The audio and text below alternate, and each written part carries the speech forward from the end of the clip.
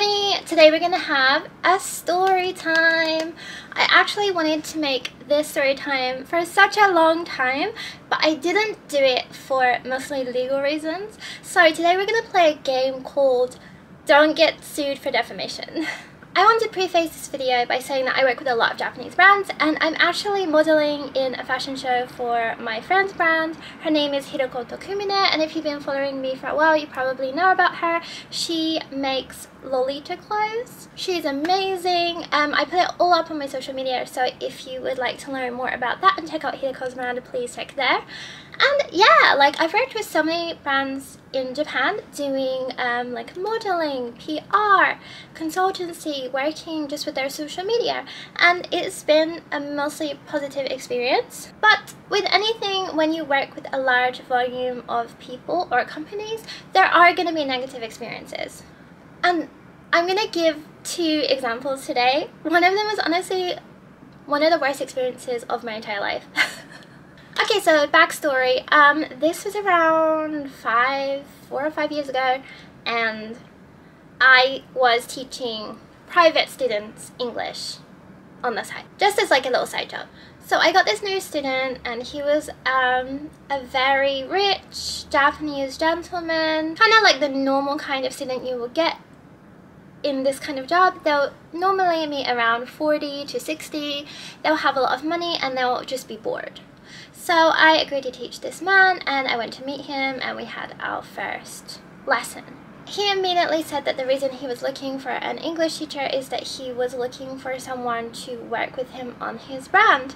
And again, like this kind of stuff immediately annoys me, because I'm there to teach you English, and that's my job, and like the idea is that I would continue to teach you English and you would continue to pay me. I think it's a little bit unfair to use those services when you don't actually want an English teacher, because honestly it's just wasting my time. But he told me what his brand was, and his brand is a brand that is in La Forêt. And at that time, I think they only had 1 store, and it's a brand that I knew of. And the brand is actually quite cute. Obviously, I can't say what the brand's name is, but they are on the same floor as Maison de Fleur. Oh wait, maybe they're not there anymore. Okay, but they were on the same floor as Maison de Fleur, and their style is very similar to Swan Kiss, which is relevant later. Of course, I like this brand, so I was open to collaborating with him. And at the time, I was designing clothes, so I said what would be nice is if he wanted to collaborate, maybe I could just design 1 item of clothing for you. But before that, he said he wanted me to be Ichinichi Tenjo at the shop, which means I would be a 1-day manager. It's called that, but basically they just get influencers to come to the store for 1 day, and they try and entice the influencers' followers to come to the store and spend money. Honestly, in my opinion, this doesn't really work. It's a nice concept if you just do it for funsies, but unless the influencer is very, very popular, and you know, I've seen this work with models like Nakamura Lisa, but unless you're really, really popular, it doesn't really work. Like, it doesn't generate a lot of revenue. So if you do that, it's important to realize that it should be done for fun and to get engagement rather than make money. And I explained this to him, and he already got annoyed with the idea. He's like, oh, like, well, we've been doing it for a while, blah, blah, blah, blah, blah. But then I noticed later that the people they were doing it with were like chica idols and like Japanese influencers. Again, they weren't really making money. So like, I don't understand. For them, they had this idea that this would generate a lot of money. And if you want to do this kind of thing, again, in my personal opinion, as someone who works with social media, the end goal shouldn't be money. And this is where this kind of like went wrong. This is kind of beside the point, but I did actually teach him English, I think 2 more times, and he was just like insufferable. Like, honestly, do not like this man. I don't remember his name. He was just the kind of student you will get, and then they'll just talk and talk and talk really quickly in English because they think that that's what makes them sound intelligent, and they don't let you get a word in edgeways. So it's essentially just them sitting there talking at you, and it's like and then you're trying to like, oh, like maybe you should say it like this.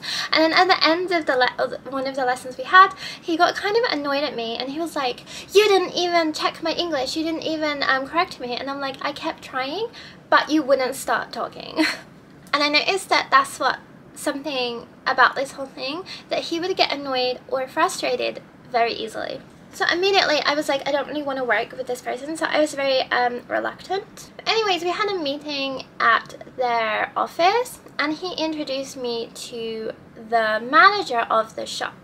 And this was a woman, a Japanese woman, as she was about 40, and she was nice to me initially, but she really gave off the vibe that we were in competition, or maybe she was worried that I was gonna take her job, and honestly, I really have no interest in that, and it was just a little bit awkward. So for the one-day manager job, they proposed that I be there for 2 days, which is hilarious because it's a one-day manager.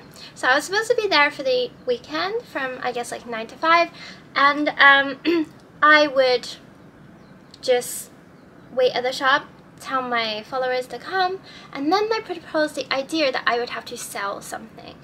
And this is again where it got kind of muddy. I was okay with that if it was something I could design myself, but the only thing that they had for their influencers that they did before is like these bags, and the company they used, the bag was like a starchy plastic. It was just incredibly low quality, and they just wanted me to print a design. And so at first I explained that there's probably a lot better things we could do instead of that, but she was adamant that this is the only thing they could do within the time frame. So I'm like, okay, whatever, fair enough. I gave them the design and they made the bags, and then we had another discussion because they initially wanted to make 200 of these. I was very transparent with them that most of my followers are from overseas, like they live overseas, so they're not going to come to the physical shop. And again, they kept describing them as my fans, and I'm like, they're not my fans, they're just my followers. Like, a lot of people just join me for like fashion content. Like, it's not like a fan situation. Like, these people wouldn't be coming here as my fans, and I feel like that's where the concept of social media is a little bit different between Japan and the West. So we had this long conversation, and I said this isn't really gonna work, like you can't expect me to sell 200. Then I said, like, why don't we do like 50, but even then I don't think that's gonna work. But then they decided to do 100, and I got sent the product, and it was so underwhelming. It was just like my design on like this blue bag. So I myself ordered a bunch of like pin badges, and I made a bunch of ribbons to try and improve it. The final result was kind of cute, but honestly could have been better if I had had more say in what we were doing. I got to the date where I would be doing this, and they picked out a dress that I would wear. So I woke up super early, I went to La Ferrée, I went to their store, and I waited outside the shop, and the manager saw me, and she was talking with the other staff member, and I had to stand there for like 10 to 15 minutes and wait for her to stop talking to the other staff member. It was really, really weird and awkward. And then she just gave me the dress and she's like, put this on. So it was really weird. Like, I got really weird vibes. I'm like, I know you guys asked me to do this. I said I didn't really want to do this, so I changed and I just stood in the shop. And the funny thing is, that weekend there was a blizzard in Tokyo, and it was just snowing, and a lot of the trains had stopped, and it was just like really bad weather. So also there wasn't a lot of people in Tokyo to start, like in Harajuku to start with, compared to normal. In La Ferrée that day, because I was there the whole 2 days, there was barely any people anyways, and the store that I was working at isn't particularly popular anyways, so that we honestly didn't have that many customers. Like, in the 2 days I worked there, we probably had about 20 customers in total, and I think like maybe 4 or 5 of those come to see me. So yeah, I was really surprised, honestly. Like, a girl came who was from Osaka, or like she came from Osaka, and she bought one. A couple of my friends bought one, and I think in total, like, we sold like, I don't know, like between 5 and 10. I don't know. It wasn't like a lot, but honestly, it was way more than I expected. I didn't expect any of the shit to sell because, again, like, the whole concept and idea of this is just ridiculous. But while I was there, I said, is there anything you want me to do while I'm in the shop? Because obviously I don't work here, like, I don't think should I be handling the money or anything like that? And they're like, no, you just have to stand there. I'm like, cool. So I just stood around, and like, if anyone asked anything, I would answer. We had one customer, like I feel like they're probably a Chinese customer, and they asked me for a bunch of stuff and I found them, and then they actually did buy quite a lot of things, and that's like the most work I did in the 2 days. And I had to stand in this dress, and I forgot to mention the dress was really tight. There was no stretch and it was very, very uncomfortable. And I remember this dress was quite popular when it came out at the time, and a lot of my friends wanted this dress, but then they tried it on and it was just like impossible to move in. It was very uncomfortable, so I wore this uncomfortable dress and I wore heels, and I worked for free in their store for 2 days. And then yeah, I chat a little bit with the shop staff. The manager would just like go around and like keep changing the mannequins every 5 minutes, which was hilarious because we didn't have really any customers, and I didn't really chat with the manager. I chat with one of the staff a little bit, and that was it. It wasn't a fun or fulfilling experience for me at all, honestly. And my friends came in and chat for a bit and then left, and yeah, it was mostly just standing around doing nothing because, again, blizzard and there weren't many customers. Then after that I had a meeting with the owner of the company again, and he told me that the manager of the store said that I did a very bad job. And I was like shocked. I'm like, you didn't pay, I'm not being paid for this. Like, I did what I was supposed to do. I came and I asked, is there anything you want me to do? And they're like, no, just like stand around or look busy or whatever. So that's what I did. Like, it was a very bizarre experience. Like, I don't know how I could do a bad job at that. And they were upset that I couldn't sell 100 of this product, which I told them we're not gonna sell 100 of this product. It was just really bizarre, and it left a really bad taste in my mouth. He also told me a lot about their business model, and basically they get most of their clothes where the manager, she'll go to Korea, she'll buy a bunch of clothes, they'll come back and they'll sell those for 4 times the price they bought them for. Like, I don't necessarily have a problem with reselling clothes, but I felt like 4 times the amount is way too much. And like, the issue I had with this brand is that all the products, even then, were just super expensive. Like, there's no need for it. Like, everything's like 20,000 yen, and it's just like a not very high quality dress that they just bought in the market in Korea. So there's also that. They had some of their own products that they made in a factory in Japan, and again, they were just really, really, really expensive. So already at this time, I was just felt like I was kind of done with this brand, but I also didn't get anything from them yet. Like, they didn't pay me for any of this work I did. And he asked to have another meeting, and I went to meet him. When we met, basically he said that it's too bad that it didn't work out with the other thing. Again, I was already like, but he said that what he wanted to do is he wanted me to make a select shop, which is something a lot of influencers in Japan do. You'll basically just make your own like online shop and sell products from somewhere else. And again, I'm like, I don't really want to do, like, all I wanted to do was design one product for them to sell in their store. That's it. And he was like, oh, well, if you do this, then we'll let you design products. I'm like, cool, whatever. So he actually gave me an assistant, and he bought like a website, and that's all he did for this. And the assistant he gave me was like an unpaid intern, and she's like a university student. And he's like, yeah, I found this girl, and she's in university and she's taking fashion and English, so it's perfect. And oh my god, this girl, I met her and we sat down for the first meeting to open this select shop or whatever.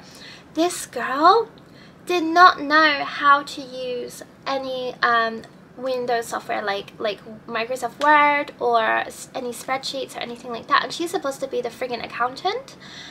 And she also is studying English, but she didn't speak English, which I'm like, that's fine, we can do this all in Japanese. But it's just like, she doesn't know how to use Excel, and she's supposed to be doing the accounting. I'm like, I don't see how this is gonna work. And this whole thing, the only way it could succeed is if we had a good relationship with the manager, because the manager, she would tell us how much stock they have in the store. And also, for some reason, she didn't like me. She felt like, I don't know why she didn't like me, so it was very hard to work with her. So immediately I was like, this isn't really gonna work. So anyways, they gave me the products they wanted me to sell initially, and I paid and set up a photo shoot in a studio. that went pretty well. The pictures came out great, honestly. And then we set up the initial website and social media and stuff like that, and it seemed like it was gonna do well. But honestly, I just the girl who I was working with, that they asked, I felt bad that they didn't want to pay her at all, and the products that they gave me were just wildly expensive. Like, first of all, I know that these aren't gonna sell overseas, and I just couldn't morally promote these with my face, that like, because it was just, you know, like, you know, that what you're like, I understand when you're selling something you have to get a profit margin, but it's just, it was too much. And also, I don't see how personally I'm gonna benefit from this. So right even at the start, I just cut the project off, because I'm like, I don't want to do this anymore. And I told him like, I think this isn't a good idea, maybe we should rethink it. And he just like blocked me. And the annoying thing was is that he still owed me a bunch of money for the studio thing. So like, this whole thing, because like I paid that with my money, and then I was supposed to invoice him later, and now I can't invoice him because he's blocked me. And it's just so immature. He didn't spend any money for this apart from maybe making the website. The whole thing was just so juvenile. Like, this man, he had a lot of money from previous investments. Obviously his family was rich. I learned a lot about him, and the thing is just like, I've worked with so many of these men, and I've worked with a lot of them in Japan, and a lot of my friends have worked with these kind of men. They have a lot of money from somewhere, and then they always want to get involved in businesses to do with women because they want to be around cute girls. So they go into fashion, a lot of them become idol managers. Like, so many of these men are idol managers, and the problem is that they don't know how the system works, and they also do not want to listen to women. And that's where they fell, because the last time I spoke to him, he said that the shop in La Ferrée, like, it had been in the red since it opened, which is normal for businesses, but they said it didn't seem like it was going to come out of the red. Like, they weren't making any profit from this. And I remember one conversation we had when I was talking about the brand, and I was like, well, I guess your major competitor would be Encre Rouge. And he got really, really mad suddenly. This is another thing, like, sometimes he would just get really mad for no reason. And he was like, I don't know what that is. You can't just say brands that you like. And I remember being like, Encre Rouge is like in the same mall as your shop. And Encre Rouge in this kind of like style of fashion is the most popular brand. Like, the fact you don't know what Encre Rouge is makes me realize that you haven't done any research about this. And like, when I told him that the Ichinichi Tento event wasn't going to work, he just would not listen to me. And he also, like, the reason he wanted to speak to me was for advice about PR and this kind of stuff. And it's like, why would you ask me for my advice and then even just not listen? And I've had so many experiences with these kinds of people, and I just don't want to deal with them anymore. So yeah, that's what happened. The thing I said about Swankies, it's like a thing that really pissed me off is, I think it was like last year or the year before, this brand opened another store in Shibuya 109, and they opened it directly opposite Swankies. I do like Swankies. Swankies will always have a place in my heart. I really, really like Swankies. And this store, their clothes are very similar to Swankies. Anyway, so like, about a year after they opened there, Swankies went out of business. Like, I'm not saying that they directly contributed to that, but it just annoyed me. So yeah, this video actually did run on, so I didn't get to tell my second story. If you want to hear about the other second story I had working with a Japanese brand, ended up being a negative experience, please let me know.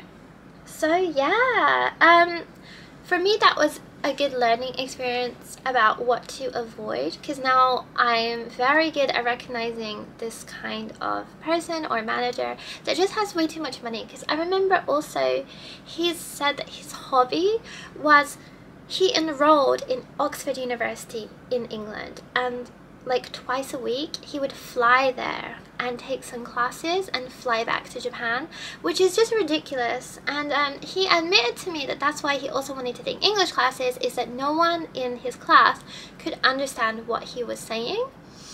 And I did tell him, I think it's because you speak a little bit too quickly, like your English is pretty good but you need to slow down and you need to let other people talk, and of course he got really mad at that. So like, I don't know, I, as you know, do not really like rich people that just piss away their money on these stupid ventures. Like, again, the thing that bugs me so much about this is like he decides to open a store on a whim and just like hire someone to go to Korea and bring clothes and bring them back, and it's like that spot in La Ferrée or 109, which is such an integral and core part of like Japanese fashion and identity, is being taken by someone who doesn't take this seriously, doesn't value Japanese fashion, doesn't care about women, and that's the annoying thing for me. But I digress. Yeah, I just stopped working with them. He blocked me. I lost, honestly, a bunch of time and money. It was just such a colossal waste of time for me. I gained nothing from this. So I think it's something to think about when you're going forward and working with brands. Again, as I mentioned before, love working with Japanese brands, have so many wonderful experiences. Really looking forward to the fashion show I'm in June. But you also gotta be careful. So let me know if you have any similar experiences. I hope not. Thank you for watching, and as always, please subscribe.